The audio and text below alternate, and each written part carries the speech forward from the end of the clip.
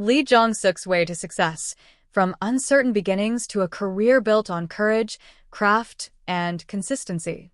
Success stories in the Korean entertainment industry are often simplified into neat narratives of talent meeting opportunity. Lee Jong-Suk's journey, however, is far more complex and far more instructive. His rise was not smooth, nor was it guaranteed. It was shaped by early setbacks, personal doubt, relentless effort, and a willingness to reinvent himself when circumstances demanded it. Lee Jong-Suk did not begin his career with security, privilege, or certainty. He built success through survival, persistence, and an evolving understanding of who he was as an artist and as a person. His path reveals that true success is rarely about speed or perfection. It is about endurance, adaptability, and courage. 1. An early start marked by disillusionment. Lee Jong-Suk was born on September 14, 1989, in Yongin, South Korea. His introduction to the entertainment industry came unusually early. At just 15 years old, he debuted as the youngest male runway model in Seoul Fashion Week. While this achievement might sound glamorous, it was anything but secure. The modeling industry exposed him to instability, broken promises, and financial uncertainty at an age when most teenagers were focused on school. Agencies failed, payments were delayed, and the reality of exploitation left a deep impression on him. These early experiences planted seeds of caution and resilience that would later define his approach to success. Instead of being discouraged by hardship, Lee Jong-Suk learned a crucial lesson early. The industry does not protect you. You must protect yourself. 2. Choosing acting when modeling was not enough. Though modeling brought visibility, it did not bring fulfillment. Lee Jong-Suk realized that appearance alone would never offer longevity or creative satisfaction.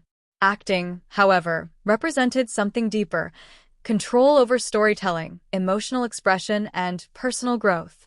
He began auditioning relentlessly, often facing rejection.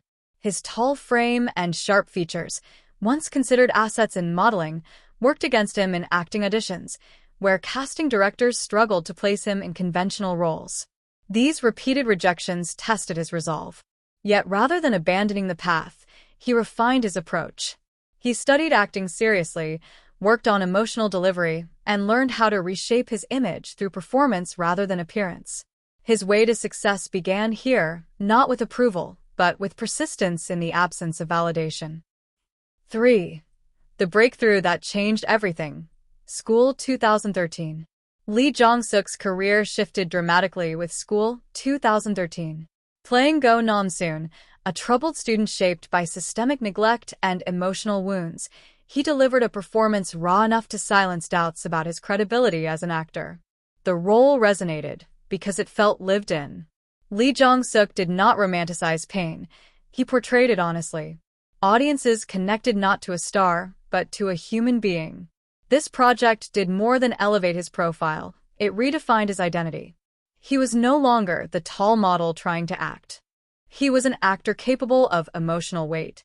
The success of School 2013 confirmed a powerful truth: talent reveals itself when given responsibility.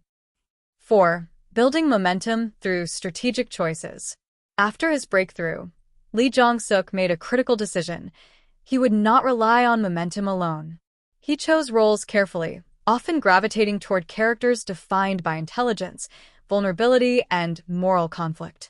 In I Can Hear Your Voice, 2013, he played a young man with supernatural abilities burdened by trauma and responsibility. The role demanded subtle emotional transitions, restraint, and maturity beyond his years. The drama's massive success cemented his status as a leading man, but more importantly, it showed his range. He was not limited to youth dramas or emotional archetypes. He could anchor complex narratives. His way to success during this period was defined by selectivity, not quantity. 5. Reinventing the male lead archetype. Lee Jong-Suk's rise coincided with a shift in how male leads were portrayed in Korean dramas. Rather than embodying dominance or stoicism, his characters often displayed emotional intelligence, vulnerability, and moral curiosity. In Pinocchio, 2014, He portrayed a journalist driven by integrity rather than ambition. The drama explored truth, ethics, and responsibility, themes that mirrored Lee Jong-Suk's own evolving values. His performances offered a new kind of masculinity, thoughtful, empathetic, and reflective. This made him especially resonant with audiences seeking depth over bravado. By embracing this shift, Lee Jong-suk did not follow trends, he helped shape them. 6. Success comes with pressure and risk. With popularity came expectation. Each new project carried pressure to outperform the last. Rather than retreating into safety, Lee Jong-suk leaned into risk. In Two Worlds, 2016, he played a character existing between fiction and reality, a conceptually challenging role that required meta-awareness and emotional balance. The drama's success proved his willingness to explore unconventional narratives. However, not every project was universally praised. Some faced criticism for pacing, writing, or execution. Lee Jong-suk did not respond defensively. Instead, he acknowledged flaws and continued refining his craft. This phase of his journey demonstrates a key principle of his success. Growth requires exposure to failure. 7.